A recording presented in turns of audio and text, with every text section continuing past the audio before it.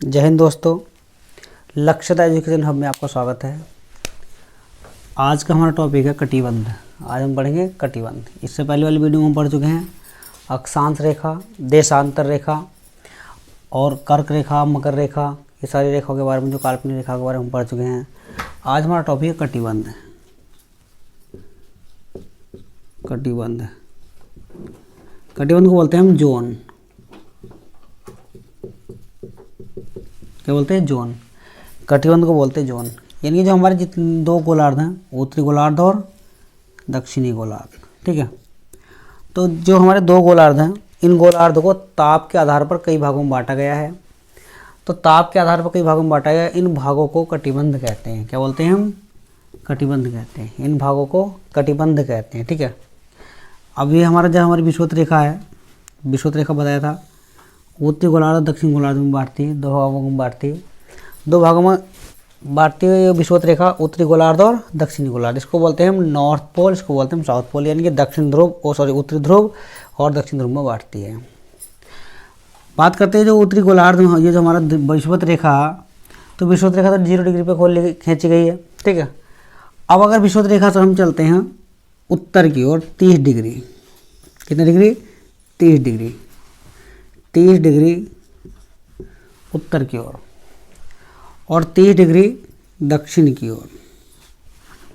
कितना? 30 डिग्री उत्तर की ओर और 30 डिग्री दक्षिण की ओर। तो 30 डिग्री उत्तर की ओर और 30 डिग्री दक्षिण की ओर के क्षेत्र को किस नाम से जाना जाता है, या किस कटिबंध के नाम से जाना जाता है? तो विषुवत रेखा से उत्तर की ओर 30 डिग्री, विषुवत रेखा से दक्षिण की ओर 30 डिग्री, इनको बोलते हैं हम उष्ण कटिबंध। क्या बोलते हैं? उष्ण कटिबंध। इनको बोला जाता है उष्ण कटिबंध। उष्ण कटिबंध। उत्तरी गोलार्ध 30 डिग्री और दक्षिण गोलार्ध 30 डिग्री, क्या बोलते हैं? उष्ण कटिबंध। उष्ण कटिबंध। तो यहाँ ताप सबसे अधिक होता, क्यों? क्योंकि विषुवत रेखा पर हमने बताया, सूर्य विषुवत रेखा पर वर्ष में 2 बार लंबवत पड़ता। एक तो पड़ता 21 मार्च को और एक पड़ता 23 सितंबर को। 21 मार्च और 23 सितंबर को सूर्य विषुवत रेखा पर लंबवत पड़ता। तो इस विषुवत रेखा पर क्या होता? ताप होता, सबसे अधिक ताप हो जाता। तो जहाँ सबसे अधिक ताप होगा और सबसे अधिक तापमान वाले क्षेत्र को बोलते हैं हम उष्ण कटिबंध। क्या होता है? यहाँ ताप सर्वाधिक पाया जाता, तो इसको बोलते हैं हम उष्ण कटिबंध। तो 30 डिग्री उत्तर और 30 डिग्री दक्षिण के क्षेत्र को क्या बोलते हैं? उष्ण कटिबंधीय क्षेत्र बोला जाता। यहाँ ताप क्या होता? सूर्य वर्ष में 2 बार चमकता, ताप सर्वाधिक पाया जाता। क्या? ताप सर्वाधिक पाया जाता, ताप अधिक होता है, अधिक। दोनों गोलार्धों में ताप अधिक होगा, ताप अधिक होगा, ठीक। अब बात करते हैं डोल ड्रम की। बात करते हैं डोल ड्रम कौन से क्षेत्र को पाया जाता, यानी कि डोल ड्रम कौन से क्षेत्र को कहते हैं, डोल ड्रम कहाँ पाया जाता है, या डोल ड्रम किसे कहते हैं? तो देखो, ये जो हमारा 0 डिग्री से अगर हम 5 डिग्री उत्तर की बात करें और 5 डिग्री दक्षिण की बात करें, तो 5 डिग्री उत्तर विषुवत रेखा से 5 डिग्री उत्तर और विषुवत रेखा से 5 डिग्री दक्षिण के क्षेत्र क्या बोलते हैं? हम डोल ड्रम बोलते हैं। क्या बोलते हैं? डोल ड्रम बोलते हैं।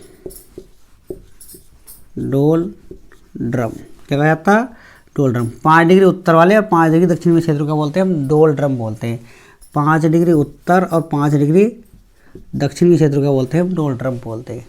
ये कहाँ पड़ता है? ये भी स्थित हमारा कहाँ? उष्ण कटिबंधीय क्षेत्रों में स्थित होता। अब क्वेश्चन ये बनता कि सर्वाधिक जैव विविधता कहाँ पाई जाती है? सर्वाधिक जैव विविधता कहाँ पाई जाती है? तो उष्ण कटिबंधीय क्षेत्रों में सर्वाधिक जैव विविधता पाई जाती है। सर्वाधिक जैव विविधता, जैव विविधता। कई एग्जाम में क्वेश्चन पूछ लिया गया कि सर्वाधिक जैव विविधता कहाँ पाई जाती है? तो सर्वाधिक जैव विविधता उष्ण कटिबंधीय क्षेत्रों में पाई जाती है, क्योंकि यहाँ क्या, सूर्य वर्ष में 2 बार पड़ता विषुवत रेखा पर, तो उसके आसपास का भाग जो गर्म रहता, गर्म रहने के कारण अधिक ताप यहाँ पाया जाता है, इसलिए यहाँ सर्वाधिक जैव विविधता पाई जाती है। और 5 डिग्री उत्तर और 5 डिग्री दक्षिणी क्षेत्र को बोलते हैं हम डोल ड्रम बोलते हैं। क्या बोलते हैं? डोल ड्रम बोला जाता है, इनको डोल ड्रम कहा जाता है, ठीक। अब बात करते हैं 30 डिग्री से 45 डिग्री के मध्य उत्तर और 30 डिग्री से 45 डिग्री के मध्य दक्षिण। 45 डिग्री तो 30 डिग्री से 45 डिग्री के बीच का जो क्षेत्र होगा उत्तर का और दक्षिण का, उसको बोलते हैं हम उपोष्ण कटिबंध। उपोष्ण कटिबंध क्या बोलते हैं? उपोष्ण कटिबंध। उपोष्ण कटिबंध। देखो 30 डिग्री से 45 डिग्री के मध्य उत्तर और 30 डिग्री से 45 डिग्री के मध्य दक्षिण के क्षेत्र को किस नाम से जाना जाता है? उसको बोलते हैं हम उपोष्ण कटिबंध। यहाँ क्या होता है? यहाँ सूर्य पड़ता, लेकिन 6-6 महीने के अंतराल से यहाँ सूर्य पड़ता, ठीक है। तो यहाँ कभी तो गर्मी होती, कभी सर्दी होती। यहाँ तापमान एक साथ नहीं रहता, यहाँ तापमान बदलता रहता है। कभी गर्मी कभी सर्दी का मान यहाँ मौसम रहेगा, कभी गर्मी कभी सर्दी यहाँ पड़ती, ठीक है। कभी गर्मी और कभी सर्दी, क्योंकि यहाँ क्या, यहाँ सूर्य वर्ष में एक बार विषुवत रेखा से, यानी वर्ष में एक बार कर्क रेखा पड़ता, वर्ष में एक बार मकर रेखा पड़ता, तो ये उसी के आसपास का क्षेत्र है, ठीक है। तो ये क्वेश्चन बनेगा कि उष्ण कटिबंध में कैसा क्षेत्र होता है? उष्ण कटिबंध में कैसा होता है? कभी गर्मी कभी सर्दी, तो इसमें गर्मी सर्दी दोनों होते रहते हैं, ठीक है। और हमारा उष्ण कटिबंध में क्या होता है? ताप हमेशा गर्म रहता, ठीक है, ताप अधिक रहता और यहाँ ताप बदलता रहता, ठीक है, ताप बदलता रहता है दोनों क्षेत्रों में। यानी दोनों क्षेत्र 30 से 45 डिग्री उत्तर, 30 से 45 डिग्री दक्षिण को क्या बोलते हैं? उपोष्ण कटिबंध बोलते हैं। यहाँ दोनों जगह पर क्या होता है? यहाँ ताप बदलता रहता है, कभी गर्मी कभी सर्दी, क्योंकि यहाँ सूर्य निश्चित रूप से एक साथ यानी कि लगातार नहीं पड़ता, लगभग 6-6 महीने के अंदर से यहाँ पड़ता है, इसलिए कभी गर्मी होती कभी सर्दी होती। जब सूर्य किसी दूसरे गोलार्ध में पहुँच जाता तो तब वहाँ यहाँ सर्दी होती और जिस क्षेत्र में पहुँच जाता वहाँ गर्मी होती। तो 30 डिग्री से 45 डिग्री के मध्य क्षेत्र का बोलते हैं हम उपोष्ण कटिबंध बोलते हैं। बात करते हैं 30 डिग्री से 66 डिग्री उत्तर, 66 और 66 डिग्री दक्षिण। तो 66 डिग्री उत्तर यानी 45 डिग्री से 66 डिग्री के बीच का, और यहाँ 45 डिग्री से 66 डिग्री के बीच का क्षेत्र जो क्या कहलाएगा? उसको बोलेंगे हम शीतोष्ण कटिबंध। क्या बोलते हैं? शीतोष्ण कटिबंध। इसको बोलते हैं शीतोष्ण कटिबंध। शीतोष्ण कटिबंध। शीतोष्ण कटिबंध।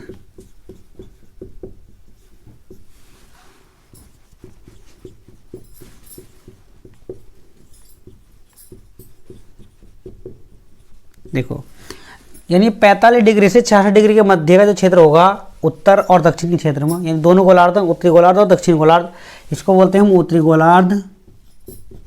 उत्तरी गोलार्ध कई बार बता चुके हैं हम, उत्तरी गोलार्ध। इसको बोलते हैं दक्षिण गोलार्ध।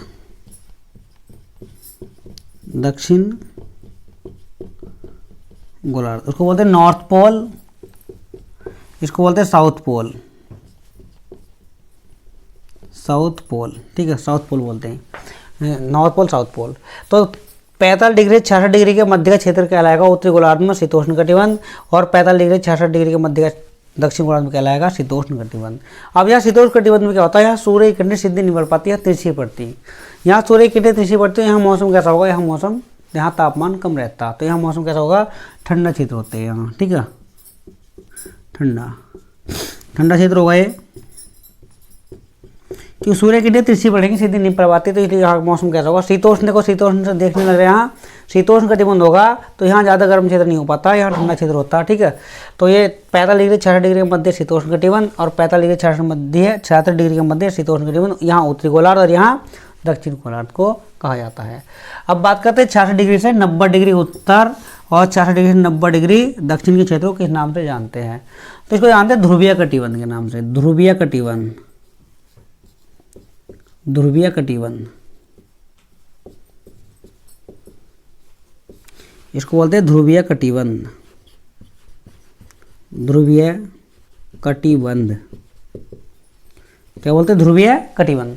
तो इनको ध्रुवीय कटिबंध के नाम से जाना जाता है। अब क्वेश्चन बनेगा कि 66 डिग्री से 90 डिग्री के मध्य को किस नाम से, 66 डिग्री से 90 डिग्री के मध्य उत्तरी गोलार्ध के क्षेत्रों को किस नाम से जाना जाता है? तो क्या बोला जाता है? ध्रुवीय कटिबंध। अब यहाँ 66 डिग्री से 90 डिग्री दक्षिण गोलार्ध का माना जाता है ध्रुवीय कटिबंध। यहाँ क्या सूर्य की किरणें बिल्कुल नहीं पड़ पाती, ये क्योंकि 13.5 डिग्री झुका होने के कारण यहाँ सूर्य की किरणें नहीं पड़ पाती, तो यहाँ क्या बर्फ जमा रहता, तो इसलिए इनको ध्रुवीय कटिबंध कहा गया है। इसलिए इसका नाम शीत कटिबंध भी कहा जाता है। इसको हम क्या बोलते हैं? शीत कटिबंध भी कहते हैं। शीत कटिबंध, इनको बोलते हैं शीत कटिबंध। क्या नाम है इसका? शीत कटिबंध, शीत कटिबंध के नाम से भी जाना जाता। अब क्वेश्चन बता जा रहा है, यहाँ हमने बताया था 5 डिग्री उत्तर 5 डिग्री दक्षिण क्षेत्र को डोलड्रम कहते हैं। तो क्वेश्चन बनेगा टुंड्रा प्रदेश कहाँ पाए जाते हैं। तो इन क्षेत्रों में जो ध्रुवीय कटिबंध होते हैं, इन क्षेत्रों में टुंड्रा प्रदेश पाए जाते हैं। टुंड्रा प्रदेश क्या बोलते हैं, टुंड्रा प्रदेश, इनको बोला जाएगा टुंड्रा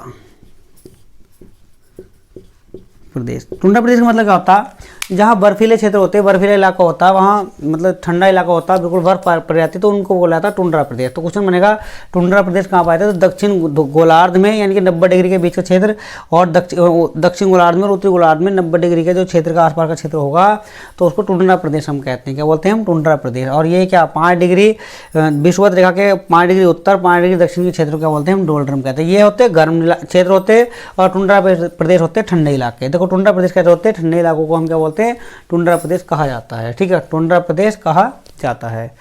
तो ये हमारे कटिबंध के बारे में यहाँ जो जानकारी है, कटिबंध के बारे में जो क्वेश्चन बनते हैं। अगर कटिबंध आपने समझ लिया एक बार, तो कटिबंध पढ़ने से ही पवने समझ में आएंगे, वरना अगर कटिबंध नहीं पढ़े तो समझ लो पवन बिल्कुल समझ में नहीं आएगी। देखो एक बार बता रहे हैं यहाँ, ये हमारी विषुवत रेखा, विषुवत रेखा से अगर हम 30 डिग्री उत्तर चलेंगे, 30 डिग्री दक्षिण चलेंगे, तो उसको बोलेंगे हम उष्ण कटिबंध। क्या बोलेंगे, उष्ण कटिबंध बोलेंगे। यहाँ तापमान कैसा होता है, अधिक होता, क्योंकि यहाँ सूर्य वर्ष में 2 बार लंबवत पड़ता है, इसलिए यहाँ का तापमान अधिक होता। बात करते हैं 30 डिग्री से 45 डिग्री के मध्य उत्तर और 30 डिग्री से 45 डिग्री के मध्य, उनको बोलते हैं हम उपोष्ण कटिबंध। क्या बोलते हैं, उपोष्ण कटिबंध। उपोष्ण कटिबंध का मतलब क्या होगा, यहाँ सूर्य लगातार तो पड़ता नहीं है, कभी गर्मी होती है कभी सर्दी रहती है, तापमान बदलता रहता है, कभी गर्मी होगी कभी सर्दी होगी, उसको बोलते हैं उपोष्ण कटिबंध। जैसा हमारा जो उत्तर प्रदेश जहाँ हम रहते हैं, उपोष्ण कटिबंध का लगभग क्षेत्र पड़ता, उत्तर भारत में उपोष्ण कटिबंध पड़ता, क्योंकि 23.5 डिग्री पर कर्क रेखा गुजरी है भारत से, बता देता पहले। अब 45 डिग्री 66 डिग्री के मध्य को किस नाम से जाना जाता है, तो 45 डिग्री से 66 डिग्री के मध्य को शीतोष्ण कटिबंध के नाम से जाना जाता है। उत्तर और दक्षिण के क्षेत्र को हम शीतोष्ण कटिबंध कहते हैं, क्योंकि यहाँ क्या सूर्य की किरणें सीधी नहीं पड़ पाती, तिरछी पड़ पाती, बहुत कम मात्रा में पड़ पाती, तो यहाँ के इलाके कैसे होते हैं, ठंडे इलाके यहाँ रह जाते हैं, तो इसलिए यहाँ ठंडे इलाके कहा जाता है। देखो ठंडे इलाके इनको कहा जाता है। बात करते हैं 66 डिग्री से 90 डिग्री के मध्य के क्षेत्र को बोलते हैं हम ध्रुवीय कटिबंध या शीत कटिबंध, यानी उत्तरी गोलार्ध में भी ध्रुवीय कटिबंध और दक्षिण गोलार्ध में ध्रुवीय कटिबंध या शीत कटिबंध कहते हैं। अब इन क्षेत्रों में टुंड्रा प्रदेश पाया जाता है। क्वेश्चन बनेगा टुंड्रा प्रदेश कहाँ पाए जाते हैं, तो शीत कटिबंध में या ध्रुवीय कटिबंधों के क्षेत्र में पाए जाने वाले ठंडे इलाकों को हम टुंड्रा प्रदेश कहते हैं। अब बात करते एक क्वेश्चन पढ़ाया गया था कि पृथ्वी का कक्ष तलीय कोण कितना होता है, 66.5 डिग्री का होता। अब यहाँ अगर हम 66.5 डिग्री उत्तर ले लें, 66.5 डिग्री उत्तर और 66.5 डिग्री दक्षिण का क्षेत्र को हम लें, तो 66.5 डिग्री उत्तर के क्षेत्र को 66.5 डिग्री दक्षिण के क्षेत्र को किस नाम से जाना जाता है, तो 66.5 डिग्री उत्तर के क्षेत्र को बोलते हैं आर्कटिक। क्या बोलते हैं, आर्कटिक। यानी कि 66.5 डिग्री उत्तर के क्षेत्र को आर्कटिक और 66.5 डिग्री दक्षिण के क्षेत्र को बोलते हैं अंटार्कटिक। अंटार्कटिक। देखो 66.5 डिग्री से 90 डिग्री का जो बीच का क्षेत्र है उसको बोलेंगे हम आर्कटिक। क्या बोलेंगे, आर्कटिक कहा जाता है। क्या कहा जाता है, आर्कटिक कहा जाता है। अब 66.5 डिग्री से 90 डिग्री क्षेत्र क्या कहा जाता है, यहाँ अंटार्कटिक कहा जाता है। अंटार्कटिक कहा जाता है। तो ये हमारे कटिबंधों के जो मुख्य बिंदु थे, यहाँ हमने अपनी वीडियो में यहाँ आपको बता दिए, और इससे अगले वाले नेक्स्ट वीडियो में आपको बिल्कुल पॉइंट टू पॉइंट सब चीज़ें मिलती रहेंगी। लेकिन अगर कटिबंध समझ में आए तो पवने समझ में आ जाएंगे, वरना पवने समझ में नहीं आएंगे। ठीक है। अब एक बात और बता दें, ये उष्णकटिबंधीय क्षेत्र है, इनमें सर्वाधिक जैव विविधता पाई जाती है। बहुत इंपॉर्टेंट क्वेश्चन, कई पेपर रिपीट हो चुका है। सर्वाधिक जैव विविधता कहाँ पाई जाती है, तो उष्णकटिबंधीय क्षेत्रों में सर्वाधिक जैव विविधता पाई जाती है। ठीक है दोस्तों।